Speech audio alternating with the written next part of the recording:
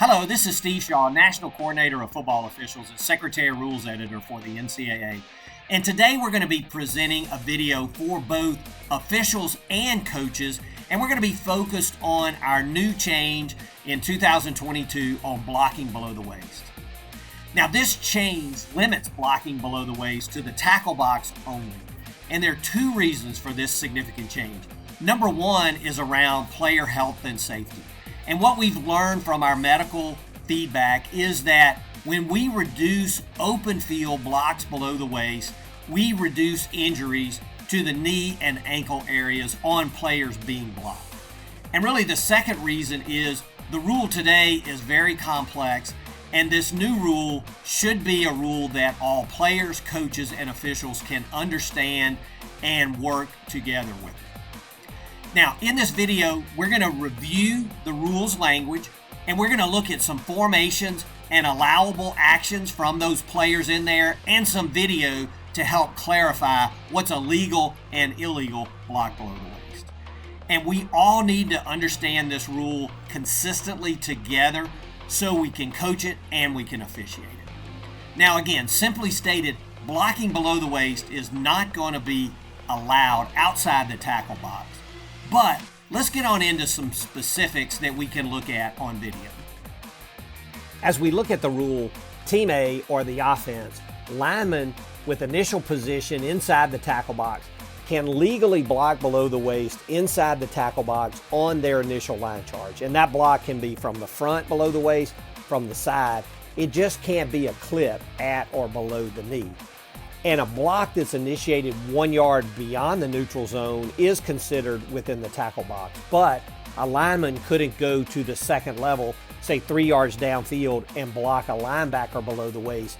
That block would have to be at the waist or above. And now for these linemen after the initial line charge, they can still block below the waist within the tackle box as long as the ball hasn't left the tackle box. But the force of the initial contact after the initial line charge must be directed from the front for those linemen. And very similarly, a stationary back lined up within the tackle box, they can block below the waist within the tackle box, again, until the ball leaves the zone, if the force of the initial contact is directed from the front. And then simply stated, all other Team A players outside the tackle box cannot block below the waist. Now, a point of note that if a player leaves the tackle box and comes back in, they cannot block below the waist. Once you've left the tackle box, always out of the tackle box. Now, rules pertaining to Team B, or the defense, on blocking below the waist are pretty straightforward. So players aligned in a stationary position within 1 yard of the line of scrimmage within the tackle box, they can legally block below the waist in the tackle box on their initial line charge. But after their initial line charge, and all other Team B players are not allowed to block below the waist, and the exception is against a ball carrier. You obviously can hit the ball carrier below the waist. And no change as far as any time after a change of possession or during any down where there's a free or scrimmage kick, there is no blocking below the waist.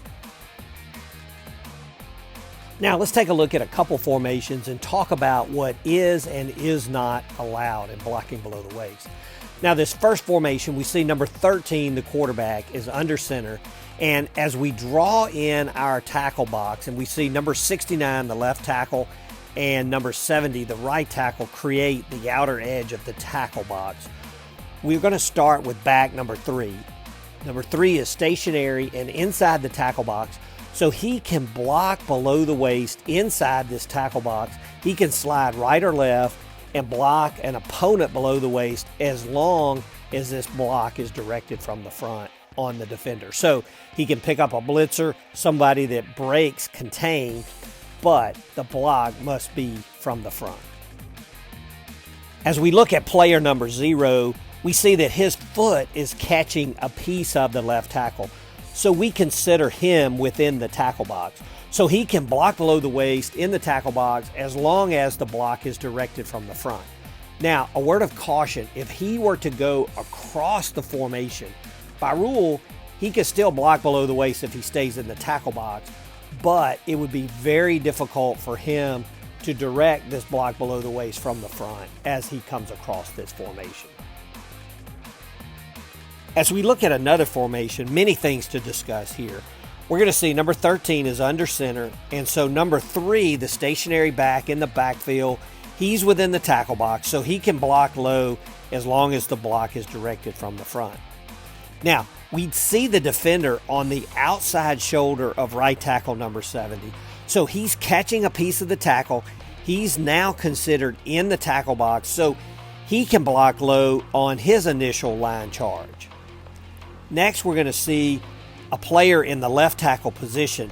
Now, this is actually the tight end number 86, and the offense is in a tackle over formation.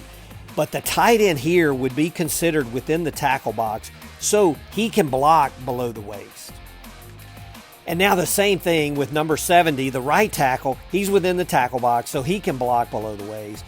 But the tackle over, number 69, is actually outside the tackle box, and he cannot block below the waist. And as we continue to look at the wingback, number 19, he's catching a piece of 69, but 69 is outside the tackle box, so number 19 cannot block below the waist on this play. Now, the 2 blocks we want to look at on this next play. First, we're going to see number 4 of the offense. He's going to block number 9 of the defense. And this block is low, it's below the waist, and clearly outside the tackle box. And this would be a foul under our new rule. And I also want to look at the left tackle, number 77, as we look from the end zone view. And we see that he blocks defender number 2, the edge rusher, who comes straight up the field. Now, number 77 still has his feet in the tackle box. He blocks the defender low. We would consider this as initial line charge action, and this is not a foul. One other set of actions we want to look at, number 67, the right guard, he's going to pull to the left, and then he's going to get cut by the defensive end. Now, this action would not be considered the initial line charge. It would be a second act, really, and therefore the defender is not allowed to block below the waist in this case, and this would be a foul for a block below the waist on the defense. Similarly, if the offensive lineman pulls, that's a second act, and so not part of the initial line charge. So number 67 here could not block low against the defender unless the block was directed from the front, still in the tackle box, and the ball had not left the tackle box. A couple of closing thoughts. Remember that a block below the waist is a block in which the force of the initial contact is below the waist of an opponent. And a blocker who makes contact above the waist and then slides below the waist has not blocked below the waist. Now, I hope this video has been helpful. And coaches, if you have questions, please reach out to your coordinator or feel free to reach out to me, and you can see my contact information here. Best of luck to all as we start up our summer practices, and I hope everyone stays safe and healthy.